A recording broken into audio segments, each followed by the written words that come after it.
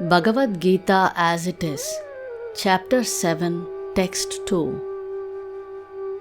Jnanam teham sa vijnanam idam vakshyamyasheshataha yajñātvā neha bhūyonyaj jñātavyam avashishyate. Synonyms: Jnanam, phenomenal knowledge. Te, unto you. Aham, I. Sa, with. Vijnanam, noumenal knowledge. Idam, this. Vakshyami, shall explain. Asheshataha, in full. Yat, which. Jnātva, knowing. Na, not. Iha, in this world. Bhūyaha, further. Anyat, anything more. Jñātavyam, knowable. Avashishyate, remains to be known. Translation: I shall now declare unto you in full this knowledge, both phenomenal and noumenal, by knowing which there shall remain nothing further to be known. Purport: Complete knowledge includes knowledge of the phenomenal world and the spirit behind it. The source of both of them is transcendental knowledge. The Lord wants to explain the above-mentioned system of knowledge because Arjuna is Krishna's confidential devotee and friend. In the beginning of the 4th chapter, this explanation was given by the Lord, and it is again confirmed here.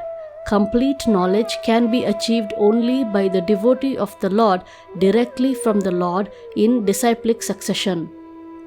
Therefore, one should be intelligent enough to know the source of all knowledge, who is the cause of all causes and the only object for meditation in all types of yoga practices. When the cause of all causes becomes known, then everything knowable becomes known, and nothing remains unknown. The Vedas say, Yasmin vijñāte sarvam eva vijñātam bhavanti. Text 3. Manushyanam sahasreshu kaschid yatati siddhaye yatataamapi siddhanam kaschin mam veti tatvataha. Synonyms: Manushyanam, of men. Sahasreshu, out of many thousands. Kaschit, someone. Yatati, endeavors. Siddhaye, for perfection. Yatatam, of those so endeavoring. Api, indeed. Siddhanam, of those who have achieved perfection. Kaschit, someone. Mam, me. Veti, does know. Tatvataha, in fact. Translation: Out of many thousands among men, one may endeavor for perfection, and of those who have achieved perfection, hardly one knows me in truth.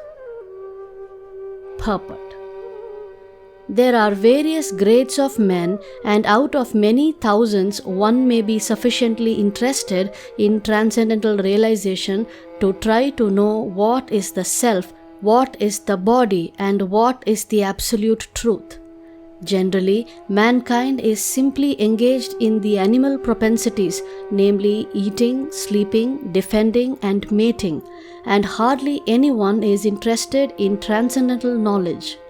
The first 6 chapters of the Gita are meant for those who are interested in transcendental knowledge, in understanding the self, the super self, and the process of realization by Jnana Yoga, Dhyana Yoga, and discrimination of the self from matter. However, Krishna can only be known by persons who are in Krishna consciousness. Other transcendentalists may achieve impersonal Brahman realization, for this is easier than understanding Krishna. Krishna is the Supreme Person, but at the same time He is beyond the knowledge of Brahman and Paramatma. The yogis and jnanis are confused in their attempts to understand Krishna, although the greatest of the impersonalists, Sripada Shankaracharya, has admitted in his Gita commentary that Krishna is the Supreme Personality of Godhead. But his followers do not accept Krishna as such, for it is very difficult to know Krishna, even though one has transcendental realization of impersonal Brahman. Krishna is the Supreme Personality of Godhead, the cause of all causes, the primeval Lord Govinda.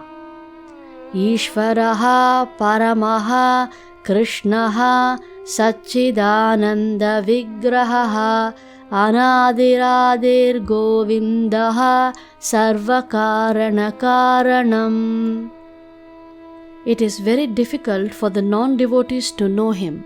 Although non-devotees declare that the path of bhakti or devotional service is very easy, they cannot practice it.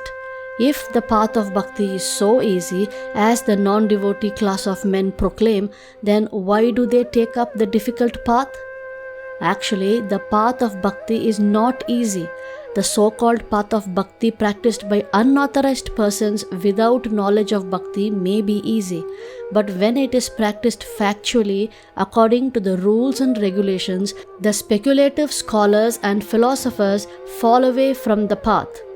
Srila Rupa Goswami writes in his Bhakti Rasamrita Sindhu, Shruti Smriti Puranadi Pancharatra Vidhim Vina Aikantiki Harer Bhaktir Utpatayaiva Kalpate. Devotional service of the Lord that ignores the authorized Vedic literatures like the Upanishads, Puranas, Narada Pancharatra, etc. is simply an unnecessary disturbance in society. It is not possible for the Brahman realized impersonalist or the Paramatma realized yogi to understand Krishna, the Supreme Personality of Godhead, as the son of Mother Yashoda or the charioteer of Arjuna. Even the great demigods are sometimes confused about Krishna. Muhyanti yat surayaha mam tu vedana kaschana.